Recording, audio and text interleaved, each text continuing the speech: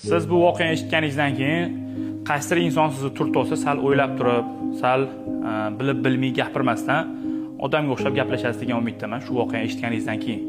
Qo'lim turgan Gentrain bagaj. Shu bagaj menga shu Gentrain shopirni o'zi sotib ketdilar va aka bitta voqea aytib beraman. Shuni podpischiklaringizga aytib bering. Kimgadir manfaatli bo'ladi degan maqsadda aytib bering dedilar. Xo'p aka, qani gapirib beringchi dedim. Aytdilarki, bozorga tushdim. Bozorga tushdim, stankiga qo'yib ketdim. Va qaytib chiqsam, bagajim pachoq va banferim sinib yotibdi. Endi biz bolalar bilan tushdik va tepada bitta inson turibdilar, qarab Volgada. Va aytdilarki, Volgadagi aka, bo'ldi ukam, ustingga bor, men yangi olib beraman debdilar. Yonimga olganlarim, siz yangi olib berma qilasiz.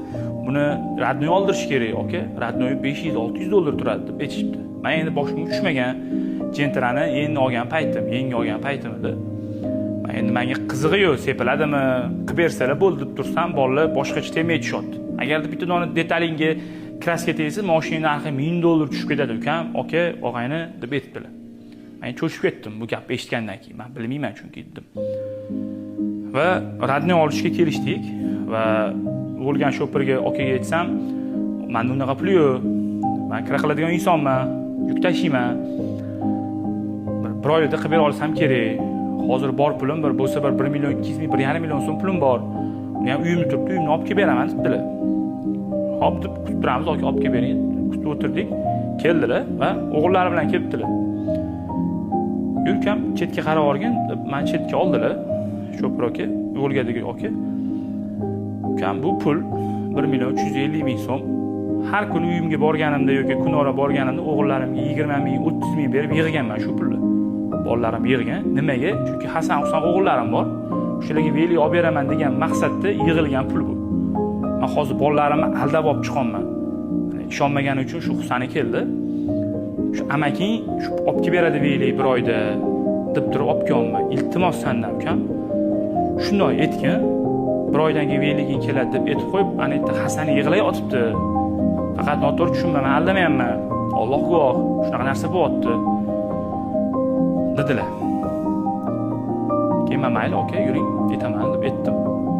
Ana bolalarning ko'zida yosh. Keyin pulni oldim, o'tirdik, bolalar bilan ketyapmiz, shunaqa bo'ldi. Desam, bolalar aytishyaptiki, bunaqa mashinachilar ko'payib ketgan, hammaga ishonavermagin deb aytishdi. Aka, men namozxon bo'laman dedilar. 5 mahal namoz o'qiyman. Shundan keyin masjidga kirdim, masjidda namoz o'qiyman, hayolimda o'sha bolaning yoshi, o'sha insonning gaplar. Uyga borib uxlayman desam, uxlamayman. Qarchi, faqatgina o'sha odamni o'yladim. Ishga borsam ham, qayoqqa borsam ham Alloh qudrati bilan aka, ishonasizmi, ishonmaysizmi, tush ko'rdim. O'sha inson Volgasiga ikkita veli ortayotgan ekan, aka. O'shani ko'rib, xursand o'sha otani ko'rdim. Men soat 5 minut uxladim, uxlamadimmi? Shundan o'rnidan turdim-da. Kech payt O'leksiz kirib velichilarni qidirdim. Men hozir velini olib kelib shu yoqqa qo'yib qo'ymasam, men uxlamayman, aka, deb menga gapirib beryaptilar. Veli zakaz qildirib olib keltirdim, aka. 100 ming olib keladigan, yo'l kirasi oladigan 300 ming oldim. Maylandim. Shu velini ko'rdim, darvozanga tushirdim, shu o'tirdim, qarab. Chunki ana bolalarning ko'zidagi yosh men tasavvur qila olmayman, shu masga tushuntirib bera olmayman, aka, doktor. Va ertasi kuni menga pasport berib ketdilar, eski pasport, bilsanglar orqasi propiska yozilgan bo'ladi. Uylariga top bordim, propiska bo'yicha borsam, ukalar turar ekan. Ukalardan so'rasam, tinchlikmi dedilar? Yo'q, tinchlik, aka, yaxshiligi. Shu akangizda kerak edilar, Volga minadigan desam, aka, past ko'chaga ko'chib ketganlar ular. Shu yoqqa tushaverasiz dedilar. Borsam, haqiqatan qiynalgan insonlar. Ertalab vohlikdan borganman. Damas zakaz qildirib, Damas orqasiga ikkita velini solib olib bordim, Yandexda. Borsam, endi mashinani zavodga otgan ekanlar. Aka, ko'rmay cho'chib ketdilar. Ertalabdan borganimga, ukam, hali vaqt bo'lmadi-yu. Endi 3-4 kun bo'ldi-yu, dedilar. Men quchoqlab yig'ladim shu inson. Aka. Men birovning gapiga ishonmayman. O'zimni fikrim yo'q ekan, bir to'miga bola ekanman, devordim. Ming bor uzr, aka, deb uzr so'rayapman. Ko'zimda yosh, ana Damas shopir menga hayron bo'lib qarayapti, nima bo'ldi, o'zi bo'ldi. Ikkita veli tushirdim. Bolalarni chaqiring. Bolalar yo'qsilab chiqishdi va men ularni baxtini ko'rib shunaqa xursand bo'lib ketdim. Masalaga bir oy dedim, mana 4 kunda olib kelib beraman veringlaring, dedim. Men aytdi, sho'pir aka, sho'kdilar.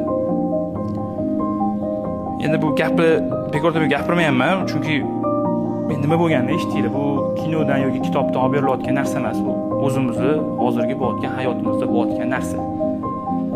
Ko'rsanglar bo'ladi, shu kentirib bagaj orqali bo'layotgan bitta voqea. Bu gap bilan nima demoqchiman? To'g'ri, sizni qimmat olgan mashinangiz bitta detalga kira sepilsa, $1000, $2000 narx tushib ketishi mumkin. Lekin o'sha sizni urib olgan insonni ham bitta holidan xabar olinglar-da. U oilasini rizqini sizlarni mashinangizga ishlatadi. To'g'ri, o'zini xatosi, to'ppa-to'g'ri. Men hech qanaqa muammo emas, o'zini xatosi bilan bo'lgan shu narsa. Lekin hech kim darvozasidan chiqayotganda bitta mashinani borib uray deb chiqmaydi-da. Yoki meni urib olishsin deb chiqmaydi. Sal sharoit tushunay. Men o'zim zapcha sohasida ishlaganim uchun bunaqa voqealarni juda ko'pini eshitaman. Iltimos sizlardan ozgina sal siz turib olgan odam bilan sal suhbatlashib, bir dilidan gaplashing. Borish bilan qilib tashamanglar, iltimos. Shu gap. Oxirgacha ko'rganlarga katta rahmat deyman.